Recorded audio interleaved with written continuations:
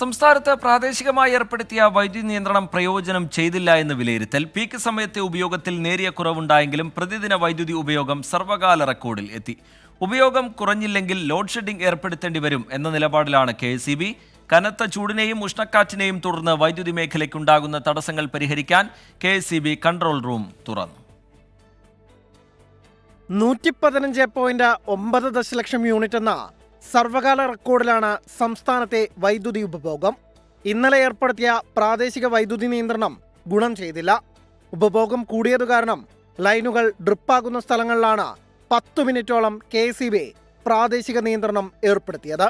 ഞങ്ങൾ ഇന്നലെ യോഗം കൂടിയിട്ട് ഒരു നിർദ്ദേശം കൊടുത്തത് രാത്രി 10 മണി മുതൽ 2 മണി വരെ ഉള്ള വ്യവസായങ്ങളുടെ ഒരു ക്രമീകരണം നടത്തണം എന്നാണ്. അതേപോലെ ഇപ്പോൾ AC വയ്ക്കുന്നു.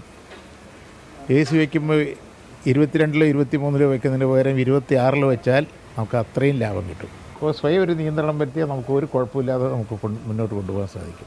പീക്ക് സമയത്തെ വൈദ്യുതി ആവശ്യകതയിൽ നേരിയ കുറവുണ്ടായി. 5635 മെഗാവാട്ടായിരുന്നു പീക്ക് സമയത്തെ ആവശ്യകത.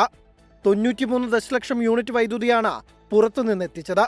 വർദ്ധിച്ച ഉപഭോഗം നിയന്ത്രിക്കാൻ ലോഡ് ഷെഡിംഗ് അല്ലാതെ മറ്റു മാർഗമില്ലെന്നാണ് KSEB വിലയിരുത്തൽ. 2 ദിവസത്തെ ഉപഭോഗം നോക്കി ലോഡ് ഷെഡിങ്ങിന് ശുപാർശ നൽകും. ഈ മാസവും 19 പൈസയുടെ സർചാർജ് തുടരാനാണ് KSEBയുടെ തീരുമാനം. മാർച്ച് മാസത്തെ ഇന്ധന സർചാർജായാണ് തുക ഈടാക്കുക. സംസ്ഥാനമൊട്ടാകെയുള്ള സ്ഥിതിഗതികൾ ഏകോപിപ്പിക്കാൻ KSEB കൺട്രോൾ റൂം തുറന്നു. ഫീഡറുകളിലെ ഓവർലോഡ്, സബ്സ്റ്റേഷനുകളിലെ ലോഡ് ക്രമീകരണം, വിവിധ സ്ഥലങ്ങളിലെ വൈദ്യുതി ആവശ്യകത തുടങ്ങിയവ കൺട്രോൾ റൂം വിലയിരുത്തും.